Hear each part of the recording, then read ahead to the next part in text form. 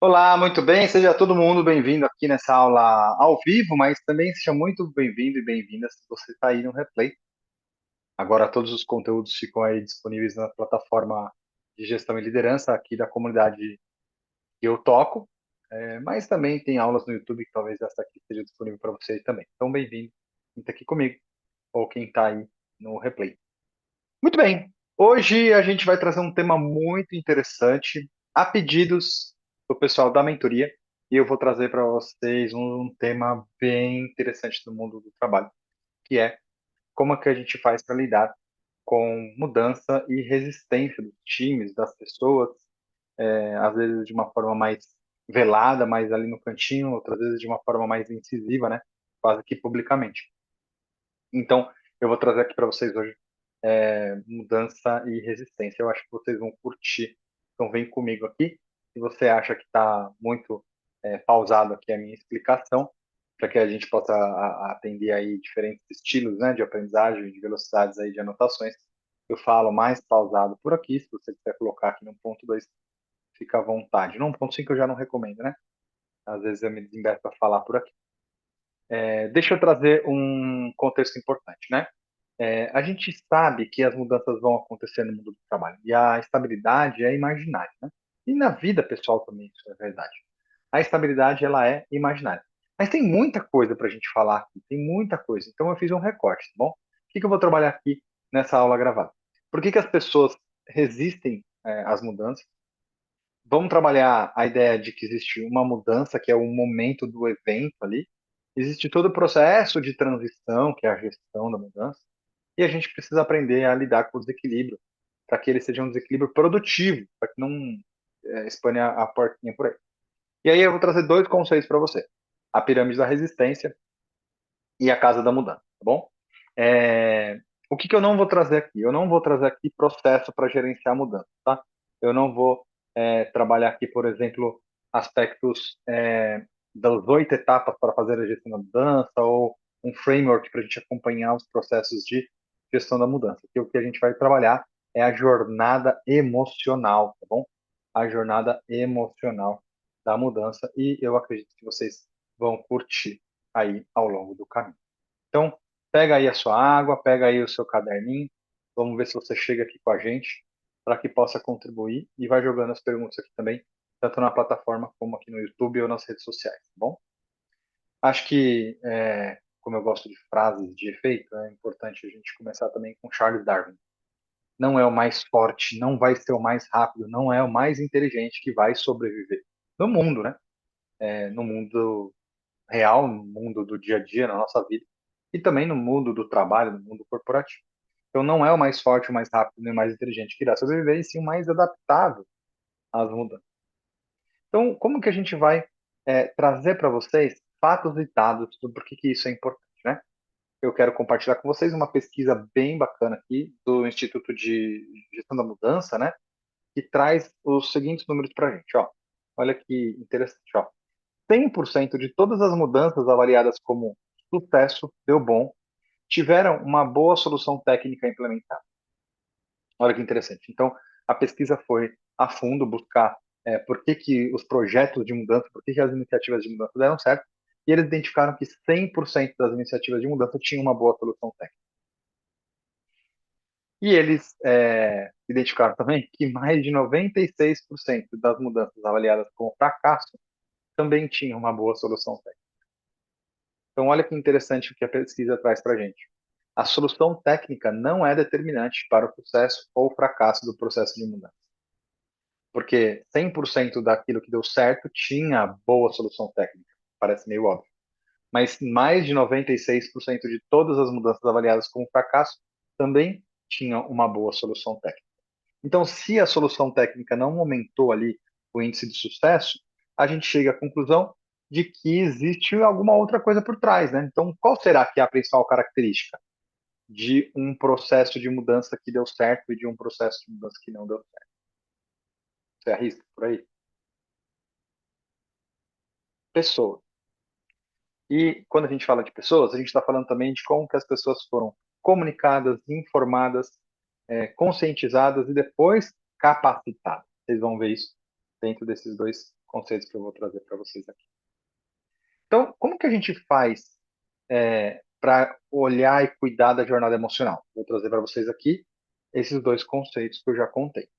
Mas é importante a gente perceber que fazer a gestão da mudança significa, então, monitorar o processo. Significa monitorar todo o processo. Então, dá uma olhadinha aqui dessa linha do tempo. Ó.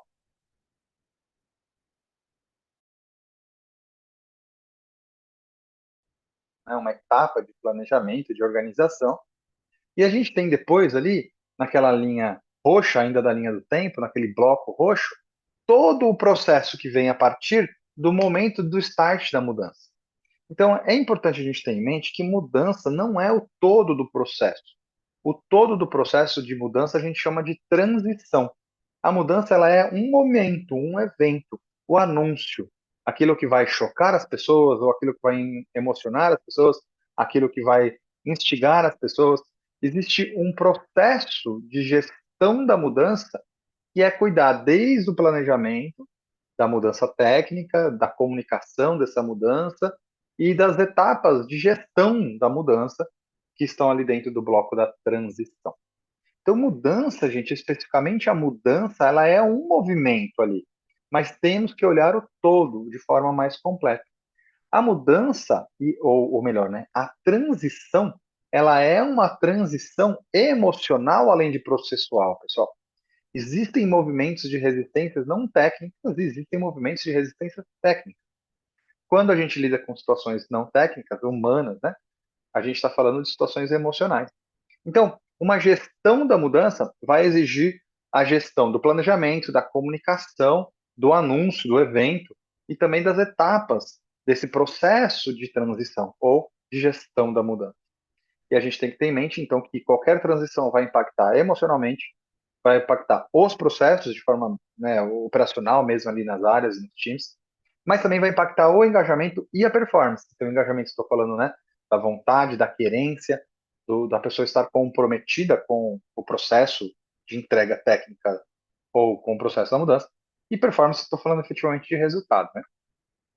Então, eu gosto desse slide, pessoal, para você ter em mente que quando a gente fala da mudança, a gente pode entender de forma equivocada que a mudança é o todo do processo. A mudança ela é uma pontinha que vai startar depois ali todo o processo de mudança que você tem que fazer aquela gestão. O que para a gente aqui, na bibliografia, a gente vai chamar de transição. Então, gestão da mudança nada mais é do que fazer a gestão desse todo aqui, com planejamento e comunicação, o evento da mudança e as etapas de transição. Às vezes umas transições mais abruptas, como por exemplo troca de um sistema por outro, e às vezes transições mais suaves, como por exemplo substituição de alguma tecnologia maior da companhia, do processo fabril, de um time mesmo, quando você quer trocar algumas pessoas. A gente, em geral, costuma fazer isso de forma mais paulatina. Né? Tá bom. Então, como é que isso vai funcionar em termos de curva emocional, né? Nesse processo de mudança, não é uma linha reta, né? A gente vai ter esses movimentos aqui de altos e baixos aqui ao longo do caminho, que eu vou explorar com vocês agora, né? Como que a gente vai explorar esses altos e baixos? A gente vai perceber que o nosso papel, então, enquanto liderança, é cuidar para que essa transição seja o menos dolorido para as pessoas e também menos impactante na mudança dos processos e, em consequência, talvez um impacto negativo ali nas entregas, nos resultados. Então, é evitar, né, que a transição tenha aspectos como essa linha aqui de altos e baixos, parecendo taquicardia, se fosse ali no monitor cardíaco, né? Então, deixa eu explorar um pouquinho mais essa linha aqui que sobe e desce no nosso slide. Então, vem comigo agora, e você vai descobrir, então, como é que funciona o desequilíbrio produtivo. E o nosso papel enquanto liderança, para que a gente possa trabalhar dentro de uma zona de desequilíbrio produtivo, para que a gente não acabe ali perdendo, né, o comprometimento do time, impactando negativamente a performance. E aí eu vou explicar então esse gráfico, e essas três bolinhas vão fazer sentido para você agora. Então, o meu gráfico tem dois eixos, o eixo do tempo, né, da linha do tempo. Então, aqui a gente tem mais tempo no caminho ali do processo de mudança ou do processo de evolução ali, da melhoria contínua que a mudança vem propor. E a gente tem o desequilíbrio, né? O quanto de incômodo vai trazer para as pessoas e para os processos ali, né? Aqui em cima mais desequilíbrio, aqui embaixo menos desequilíbrio, do lado direito aqui mais tempo rodando, aqui menos tempo rodando, né? Então, vamos dar uma olhadinha. Olha que interessante, ó, que eu gosto muito de exemplificar para vocês. A gente tem aqui essa curva, que é uma curva em que ela tem um desequilíbrio muito pesado, um desequilíbrio é muito alto. Mas a gente vai também olhar na linha do tempo que ela não se estende por longos períodos de tempo.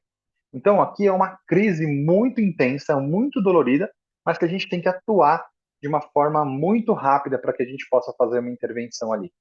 Esse tipo de desequilíbrio aqui, a gente chama de desafio técnico. Depois eu posso até colocar a bibliografia e os artigos aqui mais detalhados para você trabalhar aqui o desequilíbrio produtivo. Por que é um desafio técnico, gente? É uma crise técnica, um incidente de segurança, um servidor que caiu, um sistema que parou de funcionar, um produto que foi enviado errado, né? Você imagina, você compra aí na Amazon, você compra aí no Mercado Livre, chega na sua casa, o negócio é errado. Você aciona lá um pedido de troca. É um desafio técnico, o sistema tem que ali atuar para te ajudar, ou se você ligar no saque, puxar ali um chat ou um WhatsApp, tem que ter ali uma pessoa ali de forma rápida e constante, né? E tem que resolver rápido, porque o desequilíbrio é muito pesado. Por que é muito pesado?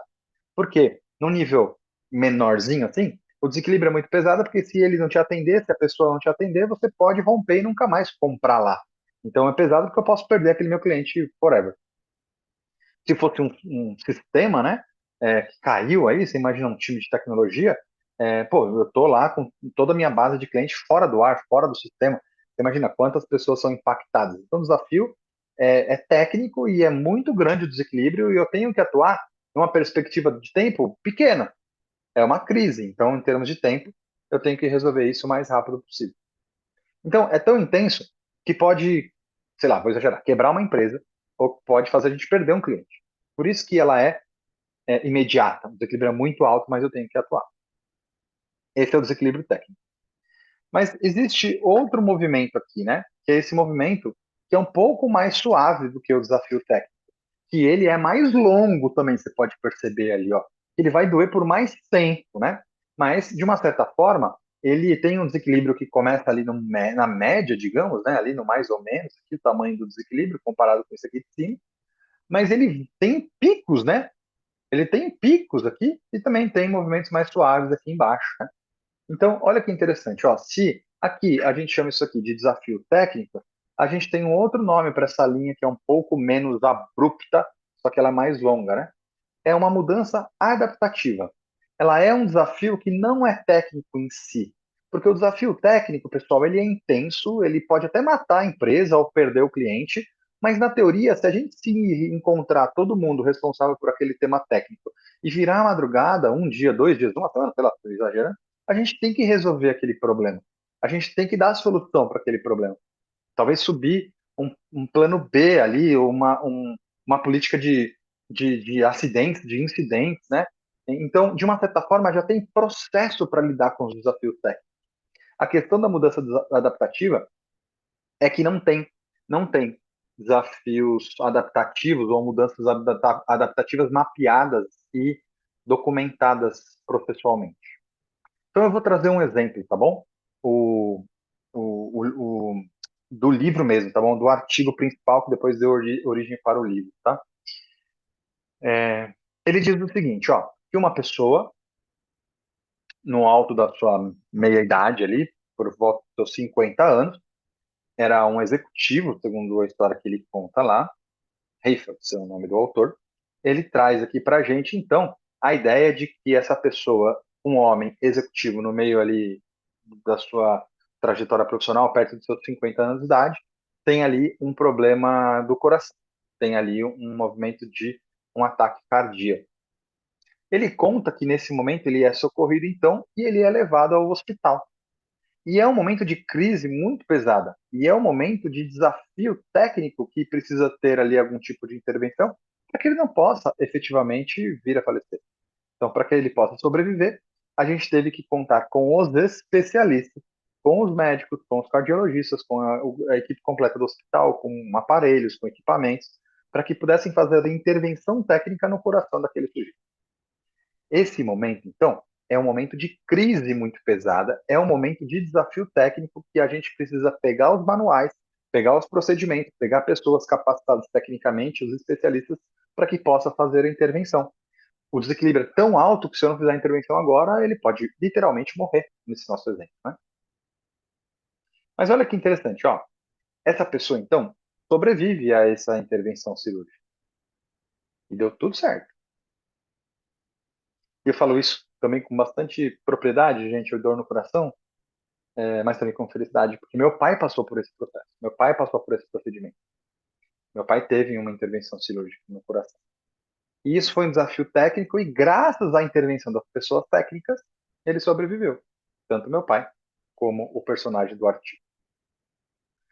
O grande desafio, pessoal, é que depois que o meu pai se recuperou, e depois que esse personagem também do artigo se recuperou, que é uma história real também, do livro, o médico chama o paciente, o médico chama o meu pai para conversar e fala assim: estimado senhor, ufa, sobrevivemos.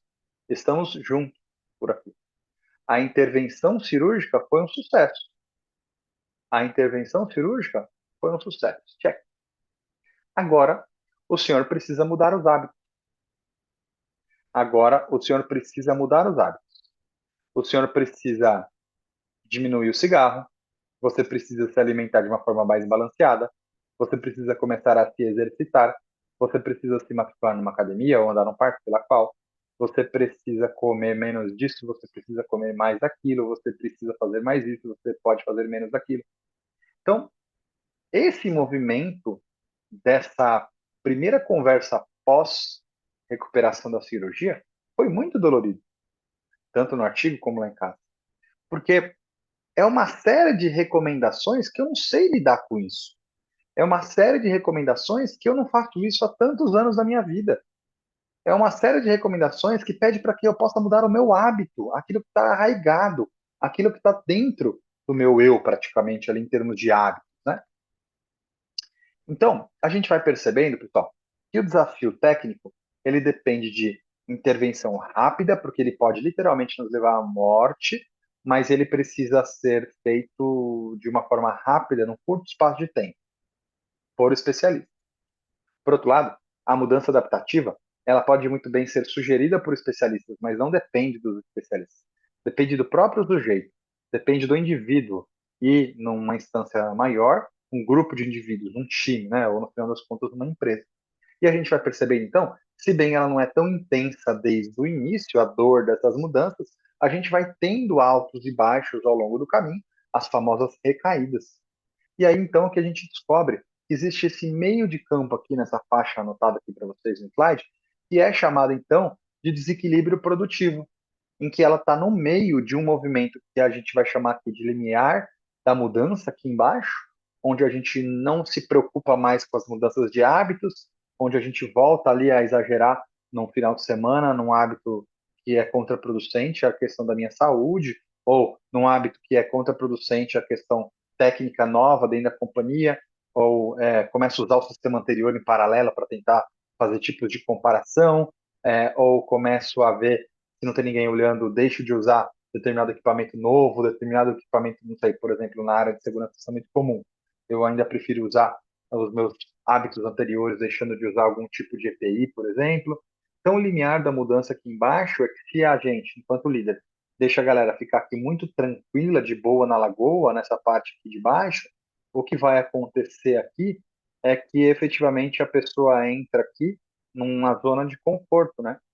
O que a gente precisa fazer então é atuar para sempre deixar o nosso time atuando dentro dessa faixa em que vai ali estar para cima do limiar da mudança, que gera aprendizagem, mas também dentro de uma faixa de tolerância, para que não tenha ali um movimento de, por exemplo, rompimento, né? Desligamento, perda de credibilidade, de reputação, coisas do gênero, né? Aqui embaixo, então ali a zona de equilíbrio produtivo, né, de desequilíbrio produtivo, que eu queria trazer para vocês ali na faixa. E aqui embaixo essa perninha que eu puxei aqui agora, é a evitação do trabalho, né, quando o time começa então a evitar o trabalho. Por que que isso acontece?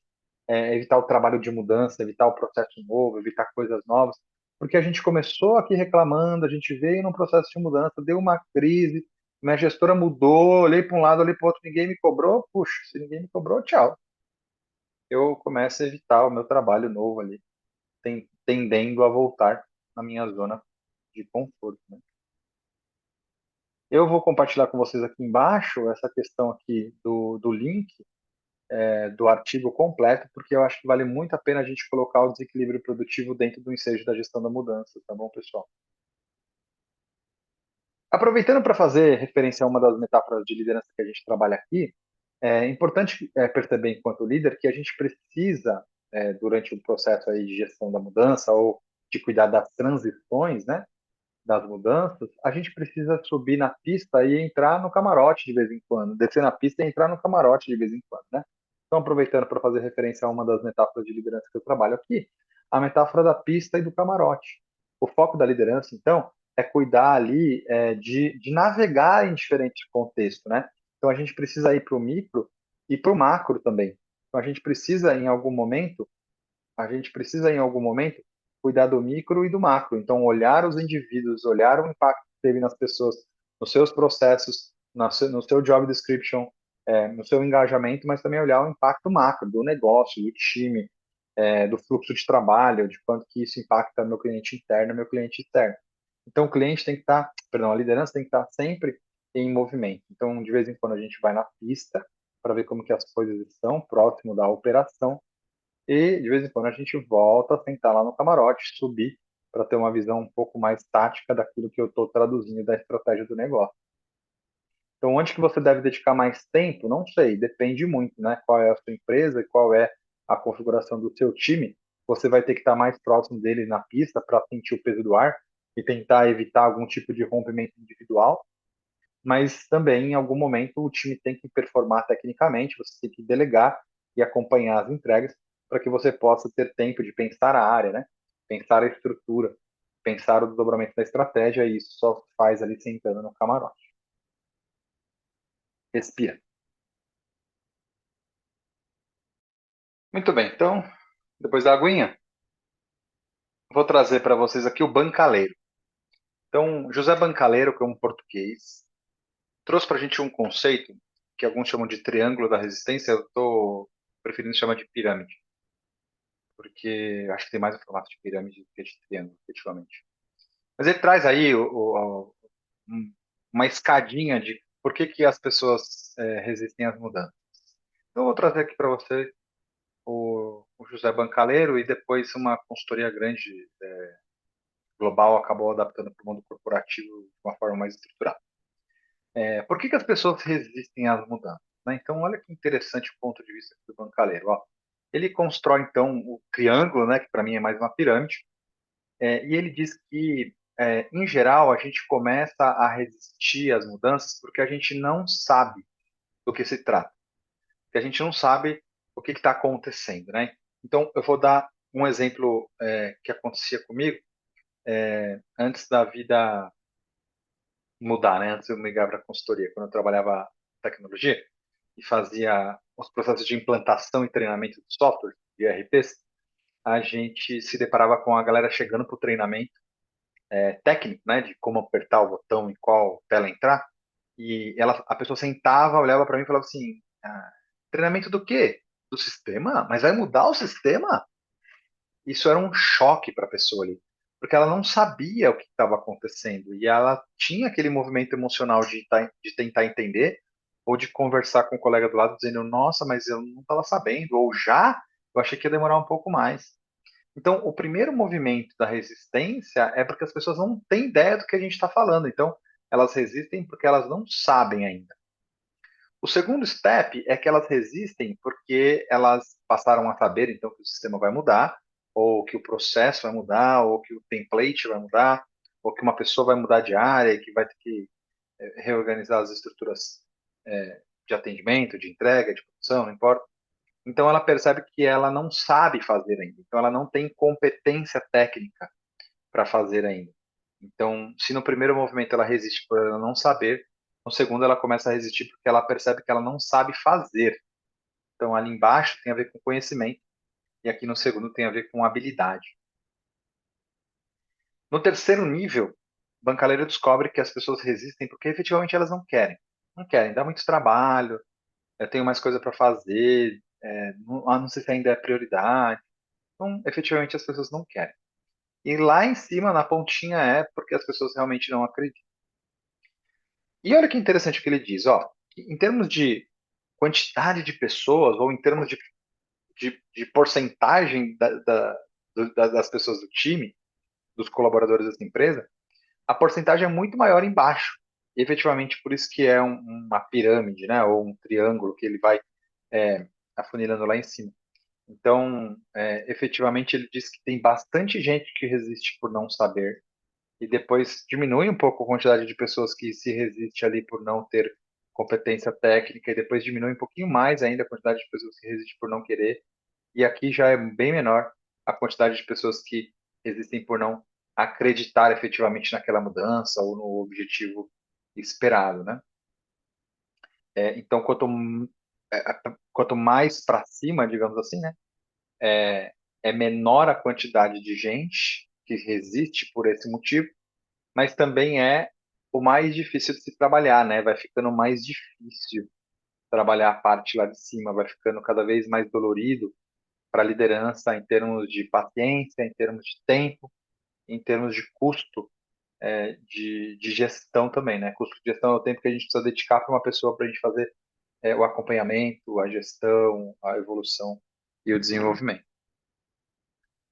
Então, de uma certa forma, o que a gente precisa perceber é que um treinamento técnico ele é um movimento de lidar com o segundo step aqui da resistência, né? Então, por exemplo, aqui um treinamento técnico é o segundo step para lidar com a resistência. E uma das grandes é, ações equivocadas por parte de quem faz a gestão das mudanças, seja da liderança, seja de uma área que está tocando isso, seja de uma área de projeto, é porque exatamente a gente começou, por exemplo, no segundo step, trabalhando com treinamento técnico, mas a gente não comunicou ainda direitinho qual é a mudança.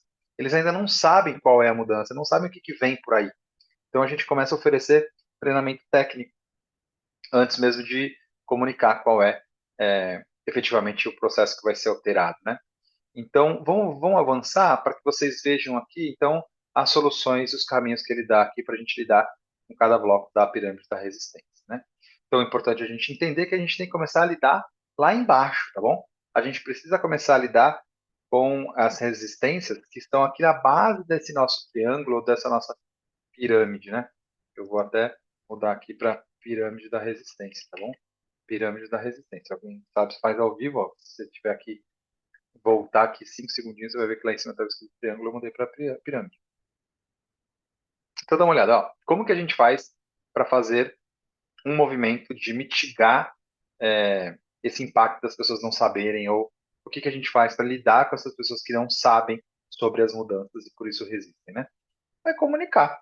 Comunicação clara e repetida, tá bom? Não adianta comunicar uma vez só, não adianta ser só por e-mail, não adianta ser só impresso, né, no lugarzinho ali do café. Tem que ser clara, repetida e por diversos meios e canais, né?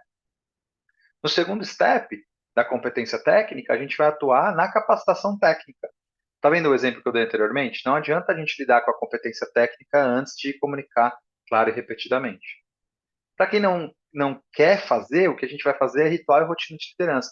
Porque a gente vai precisar aqui usar aquele movimento de mostrar para a pessoa que faz sentido, né? E que tem tido, por exemplo, resultados positivos.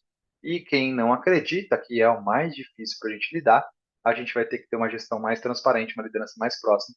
E aí a gente vai ter que tomar alguma decisão ao longo do caminho. Então, como que a gente faz para a gente comunicar clara e repetidamente aqui embaixo? Ó? A gente vai fazer, então, uma comunicação prévia da mudança. Então, se você tivesse, por exemplo, capacidade de planejamento a tal ponto de que você consegue se antecipar um mês antes, é o ideal. D-30, né? Você começa a avisar um mês antes, ou 2 semanas antes, ou 3 semanas antes. Então, olha lá, ó, você começa a comunicar previamente a mudança, mesmo antes dela começar a acontecer. Você começa a oferecer informação, tem que dar informação, contexto, trazer claro o objetivo, o porquê. Que tal a gente nomear pontos focais ou os embaixadores da mudança? Pessoas que compraram a ideia ou que serão fundamentais para o processo ao longo do caminho, para o projeto de transformação. Então a gente vai precisar aqui dar clareza nas etapas, contar aquilo que vai ser efetivamente ajustado nos próximos meses, no próximo ciclo, não importa o tamanho do ciclo. No meu exemplo de tecnologia, né, de implantar ERP, o que a gente começou a fazer antes da capacitação técnica era reunir todo mundo num kickoff, né, fazer ali um coffee break, contava, olha, gente, já estamos preparando o treinamento técnico que vai acontecer daqui 3, 4 semanas, que vai acontecer aqui nessa sala ou lá no outro lugar. Na minha vida pregressa ainda totalmente presencial, hoje em dia mais remoto. Olha, todo mundo vai ser treinado, todo mundo vai ter oportunidade, aqui vai ter um manual, esse cara vai ser o ponto focal, aqui vai ter o site, aqui vai ter é, perguntas frequentes. Então, a gente mostrava que ia mudar, já ia mudar. Fiquem cientes de que vai mudar, mas fiquem calmos também, porque a gente vai ajudar. A gente sabe que o processo é longo, a gente sabe que o processo tem essas etapas, talvez cronogramas macros ainda, mas já começar a trazer o cronograma inicial. E, efetivamente, um tempo depois, a gente começa com ciclos de capacitação. A gente vai oferecer o treinamento técnico ou comportamental, instrumentalização. Então, a gente vai aumentar aqui a capacidade de uso das ferramentas, tá bom? Uso de ferramentas. Aqui é a hora de dar a mesma informação técnica e ir testando ao longo do caminho mesmo ali. Dar manual para quem gosta de manual, porque quem gosta de manual não tem, fica louco da vida. Então tem que ter uma coisa de leitura mais detalhada, talvez um manual, talvez um curso mais profundo, mais longo, mas também checklists ou coisas mais rápidas, mais simples para perfis que não gostam de se aprofundar tanto no começo, né? Aqui é legal comentar fóruns de discussão em boas práticas, gosto muito de discussão em boas práticas. Olha, o que que a gente fez nos projetos anteriores aqui, nesse negócio, o que que deu certo, o que que não deu certo, né? Então, até destaquei aqui, ó, vamos ver ali, ó, comentar fórum de discussão de boas práticas. Tá bom, então já contei para todo mundo que vai mudar, comecei a dar o treinamento técnico, tem uma pessoa do meu time que não faz, mas nem que a vaca tussa, para não falar outra coisa, né, gente? Então a pessoa não quer fazer, ainda quer usar o sistema anterior, ainda está usando o template anterior, frases como, putz, isso não vai dar em nada, daqui a pouco esquecem, vou voltar ao que era antes, é muito mais difícil. Então, como que a gente lida a partir do ponto de vista da liderança, não só da liderança formal daquela pessoinha, tá? A liderança do projeto ou do projeto de transformação ou da iniciativa de mudança. A gente vai começar então a fazer rituais e rotinas mais frequentes para que a gente possa apresentar os ganhos do processo de mudança. Tem gente que só acredita vendo, né? Então aqui é a hora de trazer indicador, a evolução dos indicadores, o tamanho do investimento de tempo que a companhia já fez ou de grana que a companhia já fez, começar a demonstrar o custo-benefício. Aqui é o start with why, né? Comece pelo porquê e o para quê. Então, vai ser importante que ter rituais e rotinas mais frequentes, sim, ciclos mais curtos. Vamos lembrar que eu disse que aqui embaixo no não saber tem 100% das pessoas praticamente naquele momento. Aí a gente conta para algumas, tá todas elas repetidamente. Menos do que 100% vai resistir em razão da falta de competência técnica, e aí a gente treina. Quando a gente treina a metade, aí acalma o coração, então menos gente chega aqui nesse terceiro step da resistência, que é o não querer, né? A gente começa a lidar com rituais e rotinas de liderança mais próximos, e a gente vai lidar com um pouquinho menos gente, com um extrato muito menor de gente, com pouca gente ali que não acredita. A gente não vai poder pecar pela omissão, pessoal. Em algum momento a gente vai ter que tomar a decisão. Se você cumpriu ali a comunicação para matar ali o primeiro bloco do não saber, se você ofereceu as capacitações técnicas logo depois, para matar o argumento ali do que eu não sei fazer, a competência técnica, se você fez rituais e rotinas de liderança, ou de liderança do projeto, ou de comunicação do projeto mais frequente, pouca gente não vai acreditar. Mas se não acreditar, a gente vai ter que tomar uma decisão mais dura, até mesmo pensando no desligamento. Mas aqui a sugerência em espanhol. Uau, não vou nem cortar isso, hein? Sugerência. Eu estava em uma aula em espanhol aqui hoje de manhã. Sorry. Aqui a sugestão, então, é a gente ter um movimento de uma liderança mais próxima. Aqui começa mais os individuais, não dos one-on-ones do seu modelo de gestão natural, mas as conversas individuais mais direcionadas. E aí, ó, estou vendo que não está avançando neste projeto. A gente já comunicou, a gente fez os treinamentos, quer passar de novo pelo treinamento? Já deu uma olhada nos indicadores? E aí, pessoal, aqui uma coisa importante é que a liderança do projeto e a liderança formal, caso aqui eu estou fazendo referência às duas, ela é vista como embaixador da mudança, tá bom? Então, consistência e coerência aqui vai ser fundamental, tá bom? Não adianta nada um dos dois papéis, né, a liderança sênior funcional, digamos, ou a liderança do projeto, falar uma coisa e fazer outra, porque a galera tá olhando, os comportamentos contraproducentes ficam bem evidentes ali, tá bom? Então para um pouquinho, pega de novo aquela água, a minha já acabou, daqui a pouco eu vou lá pegar outra. O que você vai fazer agora? Dá uma olhada nessa imagem.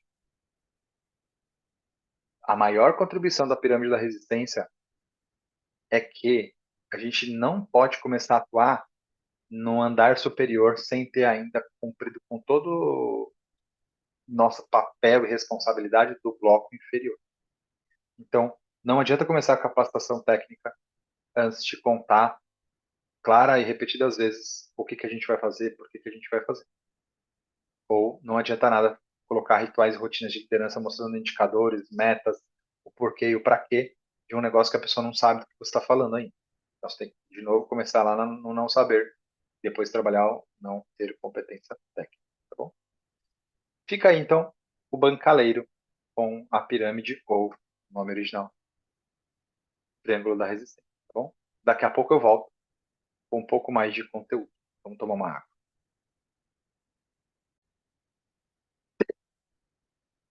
Terceiro e último bloco, agora para que eu possa trazer para vocês a jornada emocional da mudança. Então a gente começou falando sobre as transições, que a gente precisa acompanhar as transições ao longo do caminho para que a gente não possa, as mudanças, né, as transições, para que a gente não possa apertar demais a porquinha ali e acabar ultrapassando os limites inferior e superior ali do desequilíbrio produtivo. Aí a gente foi lá para a pirâmide da resistência e agora eu vou trazer para vocês a casa da mudança. A casa da mudança é um conceito muito bacana também que eu aprendi com um grande amigo, o Bjorn, que fala muito sobre gestão das mudanças. É, esse é um conceito que a gente trabalhou bastante com empresas que tinha uma cultura bem mais estruturada, organizada, em termos de processo, uma cultura mais anglo-saxônica, norte da Europa, Alemanha principalmente. E aí a gente viu que eles tinham um cuidado muito grande com a jornada emocional, que além do processo da mudança, eles faziam esse movimento pré para trabalhar a jornada emocional. Eu gosto muito. Então vem comigo aqui, ó. Então, a jornada emocional da mudança, baseado num livro chamado As Quatro Salas ou Quatro Quartos da Mudança. Não conheço literatura em português, somente em inglês. Desse carinha que eu coloquei aqui embaixo, do Claes Jansen, Quatro Quartos da Mudança. E a gente traduziu aqui numa tradução livre para A Casa da Mudança. Então é uma casinha, né? Uma casinha com quatro quartos, né? Four rooms of change, quatro quartos da mudança. Olha que interessante, ó. Essa casinha, ela não é totalmente fechada, ela tem algumas portinhas ou saídas ali, ó, para respirar. Então eu vou construir essa casinha com vocês para a gente determinar a jornada emocional da mudança, tá bom? Então vem comigo aqui. A gente tem um primeiro quarto lá em cima que a gente vai chamar aqui. Olha que bonitinho esse sorrisinho, ó. Desenho inclusive do Bjorn. Olha eu com inclusive. Desenho inclusive do Bjorn. Que é o quarto do contentamento.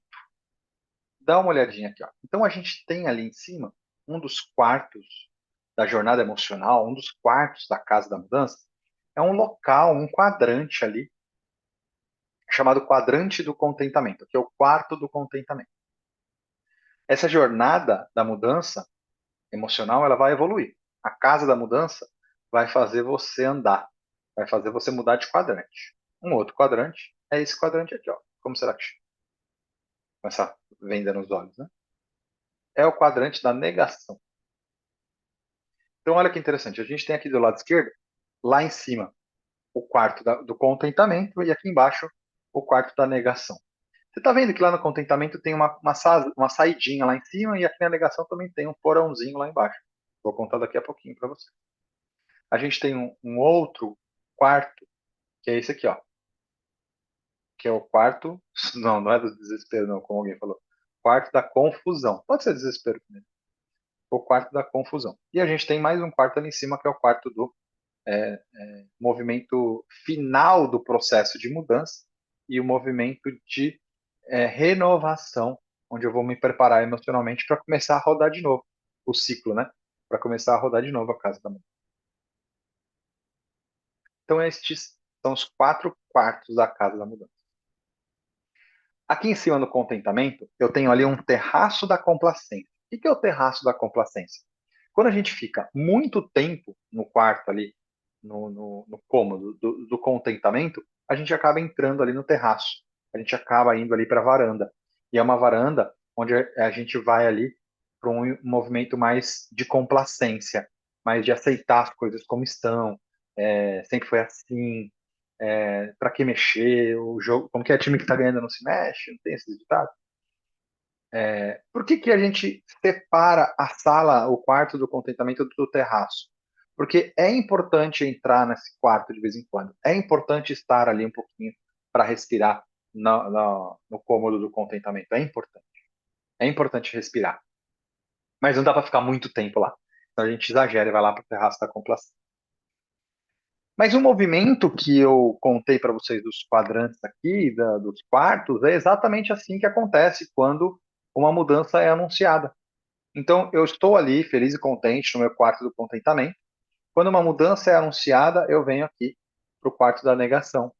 E só depois que eu passo ali para um movimento mais de confusão emocional, mental, e só depois de superar essa etapa é que eu vou chegar ali no movimento da renovação. E aí você percebe que, assim como lá em cima no contentamento a gente tem um terraço, aqui na negação eu também tenho um negócio aqui embaixo, né? Que a gente vai chamar do porão do desespero. Então, por que que eu estou contando isso, gente? Porque se eu disse para vocês que tem esse movimento, que tem que ter esse movimento, tá bom? Todo mundo passa por todas as etapas, tá bom? Todo mundo passa por todos os cômodos. Então, a negação vai fazer parte do processo, pessoal. A negação vai fazer parte da estrutura emocional de como a gente lida com mudança. O grande problema não é esse movimento inicial de lutar contra ou de ficar um pouco mais triste ali, de nem acreditar naquilo que está acontecendo na vida, porque vai mudar a planilha que eu sempre gostei de trabalhar. A questão não é pular essa etapa. Não é possível pular essa etapa. A questão é ficando muito tempo aqui no quarto da negação, a gente acaba entrando dentro do porão do desespero. Isso que é ruim, né? O porão do desespero é mais pesado, precisa de ajuda profissional da área de saúde. A gente está falando aqui de somatizar, a gente está falando aqui de início de sintomas de depressão, né? De saúde emocional mesmo. Então, o processo ele é mais ou menos assim, né? Ele tem que girar, né? Ele vai girar assim numa espiral. O que não pode é a gente ficar bastante tempo dentro de um quarto da casa da mudança. Enfim, assim que a gente conseguiu lidar, então, com o processo de negação, e a gente, então, entende que não vai dar para lutar contra, né? A gente vai entrar no quarto da confusão. E é muito bom, gente, estar no quarto da confusão, mas não entendi, Matarazzo, repete. É bom quando alguém do seu time entra no quarto da confusão. Como assim, Matarazzo? É porque é na confusão que eu começo a fazer perguntas. Na negação, não, só tem reclamação. É na confusão que eu faço pergunta para quem tem informação, para quem está liderando o projeto de mudança ou a iniciativa de mudança, ou para mim a liderança direta. É na confusão que eu tento entender o que está acontecendo. Então, críticas e perguntas que às vezes a gente não quer ouvir, na real são boas, porque são feitas por pessoas que estão ali numa casinha emocional, numa caixinha emocional, no quarto da mudança chamado confusão. Porque antes, no anterior, qual era? No anterior é a negação, não vem ainda construção, não vem ainda questionamentos, não vem pergunta. Mas, de novo, né? É bom estar ali no processo de confusão durante um tempo, porque a hora que a gente entende, então, qual é o jogo, as regras, os comportamentos, os processos, vou tentar aprender aquela coisa técnica nova, aí eu saio do meu processo de confusão emocional, mental, técnico, e aí eu consigo subir ali um andar, um degrau, para chegar lá na casinha da renovação, no quarto da renovação. Então, o problema todo é que quando você fica muito tempo no quarto da confusão, se você exagerar esse tempo ali, você vai entrar no poço da paralisia. Olha que bacana os nomes, né? Ou até você vai ser convidado a se retirar do negócio. Então, é uma saída de emergência, né? Por sobrecarga emocional, técnica mesmo, porque você talvez estava lidando ainda com dois processos diferentes, tendo que rodar em paralelo, de sobrecarga também porque estava contaminando o time, né? Ou sendo contaminado pelo time. Então, efetivamente, a gente tem que tomar decisões duras como eu falei no bloco anterior, quando a pessoa não acredita realmente, a gente vai ter que tomar decisões aqui, né? Formas diferentes de ajudar quem está na paralisia, formas diferentes de ajudar a abrir a porta para quem já quer ali abrir a porta da saída de emergência. E por fim, a gente chega ali então na casinha da renovação, onde é legal, feliz, contente, comemorar, bater palma e tudo mais, mas é importante a gente perceber que esse movimento da renovação, ele acaba, né, com um tempinho curto até, ele acaba ali, a gente comemora e tudo mais, eu vou mostrar mais detalhes, e aí o ciclo começa de novo, tá? Porque daí, depois de renovar, a gente acaba entrando numa zona de conforto novamente. E é importante, de novo, é importante estar no contentamento, mas não por muito tempo. Então vamos explorar um pouquinho mais de cada um dos quatro quartos da mudança. Aqui a gente tem, aqui ó, contentamento. Ó. Então, no contentamento, o que, que as pessoas dizem, né? Ah, relaxa, somos líderes de mercado. Calma, temos um ótimo histórico. Ah, meu, a gente sempre alcança as metas. A gente é o melhor do segmento. Por que você está querendo fazer isso? Calma, calma. Se o time que está ganhando se mexe, se não está quebrado, não conserte. Então a gente começa a ignorar, às vezes, informações sobre os concorrentes, não tem mais senso de urgência, as pessoas perdem um pouco o protagonismo, começa a focar muito no detalhe, começa a esquecer de pensar agendas de futuro mesmo, né? Evitam buscar novos movimentos que vêm de fora, né? Porque a gente está de boa na lagoa, né? No movimento do contentamento. Então eu vou contar para vocês um pouco de cada um dos quartos, depois eu entro no papel da liderança dentro de cada um deles. Quando você percebe que alguém do seu time, então, porque isso aqui é uma jornada emocional do indivíduo, né? Quando você percebe que cada um está em uma casinha diferente, você vai atuar de forma diferente, né? Uma casinha, no caso, no quarto. No quarto da negação, o que, que as pessoas dizem em fato, né? Calma, é só uma coisa passageira. Meu, isso aqui eles mudam toda hora e eles voltam para o processo anterior, né? Logo eles vão esquecer. Esse jeito não funciona, antes era melhor. Isso aqui não é meu problema, isso aqui vai impactar outra área, né? Eu não tenho nada a ver com isso. O sistema é da outra área, não é o meu. Cara, mas toda mudança sistêmica, né? O fluxo de trabalho da empresa. A empresa não entende, o diretor não entende, o dono do negócio não sabe como que é que funciona aqui na frente. Então começa a ficar mais passivo-agressivo, né? Harmonia artificial, né? Não, sim, chefe, claro, pode contar comigo. E aí ele sai da sala e diz, isso aí não vai dar certo nunca, né? Tem uma aula aqui sobre harmonia artificial que é bem bacana. Começa a terceirizar a responsabilidade, não dá importância para o que as pessoas estão dizendo ali na ponta, né? Contam histórias de outras mudanças erradas, né? Ou que não deram certo, para justificar que essa não vai dar também, ainda que tenha sido uma há 10 anos atrás. Então a gente passou pelo contentamento, pela negação. Quando você tem alguém no seu time que está atuando aqui na confusão, o que, que eles fazem? O que, que eles dizem? Ah, como que a gente veio parar aqui? Como que a gente entrou nessa bagunça? Mas quem comprou esse sistema? Mas por que, que vai trocar o processo que estava tão bom? Quem que trouxe essa pessoa nova aqui que não tem nada a ver com a gente? Ou coisas como, puta, eu já sabia que não ia dar certo, ou eu já tinha falado que isso podia ser feito antes, né? Não precisava ter vindo ninguém de fora. Eu venho dizendo isso há anos. Quem que tomou essa decisão? Puta, o cara nem sabe como as coisas funcionam aqui. E aí começa a ter aqueles movimentos mais de perda, de autoestima, de baixa segurança psicológica. E é aqui então que quando a pessoa percebe que não pode ficar muito tempo aqui, é que o jogo muda, né? Então essa é uma caixinha importante.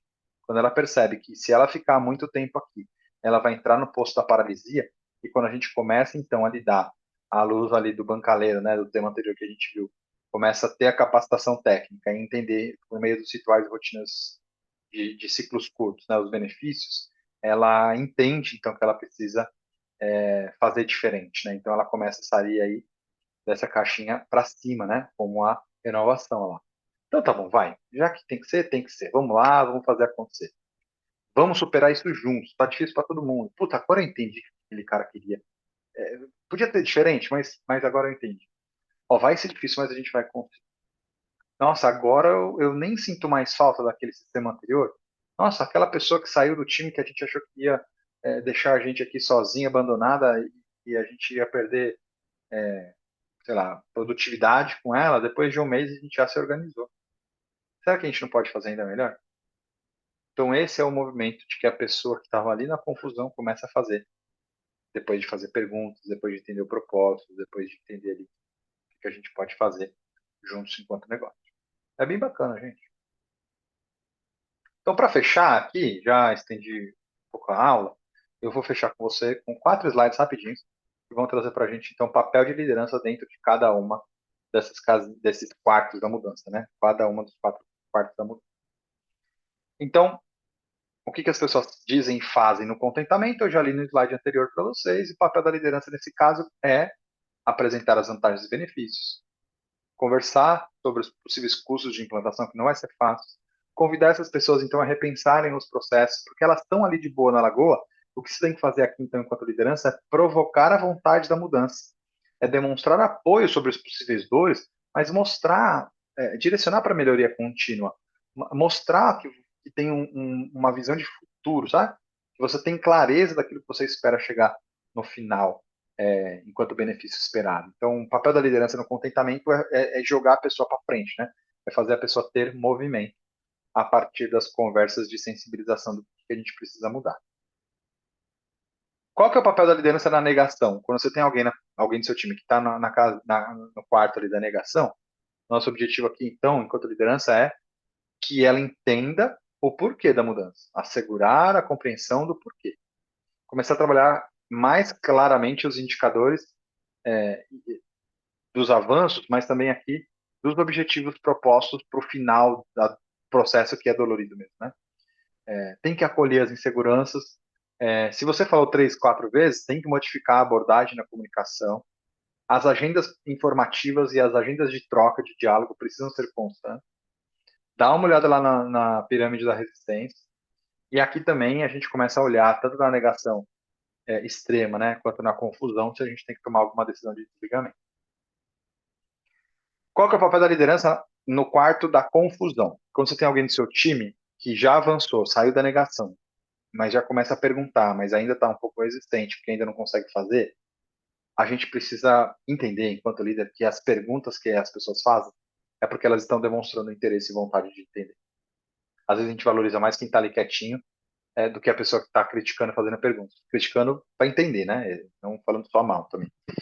A gente precisa valorizar as pessoas que fazem perguntas.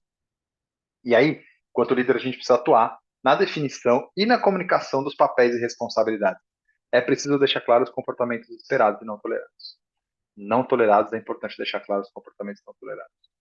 Agendas constantes, apresentar os resultados e os avanços, mostrar a visão de futuro e dar clareza das etapas e dos próximos passos. Então, as pessoas que estão aqui na casinha, no quartinho da confusão, eles vão tentando entender um pouquinho dos próximos passos, entendendo e comprando a ideia de visão de futuro. Você vai mostrando os avanços e a pessoa vai fazendo perguntas, e você vai trazendo informação, vai trazendo treinamento técnico, e elas avançam do quartinho da confusão até chegar na renovação. Aqui na renovação é hora de comemorar as vitórias, sequência quem evoluiu, colocar então o processo, né, como padrão, né? Chegamos no final de um processo de melhoria. Este é o novo padrão, este é o novo processo. Continuar avaliando novos desafios para ver se tem que mudar de novo. Feedback técnico, feedback comportamental. Chegou a hora de avaliar os comportamentos das entregas. Vamos fazer PDI. Vamos trocar ideia do que deu certo, que poderia ser melhor, para que a gente possa ir no próximo ciclo, porque vai ter, né?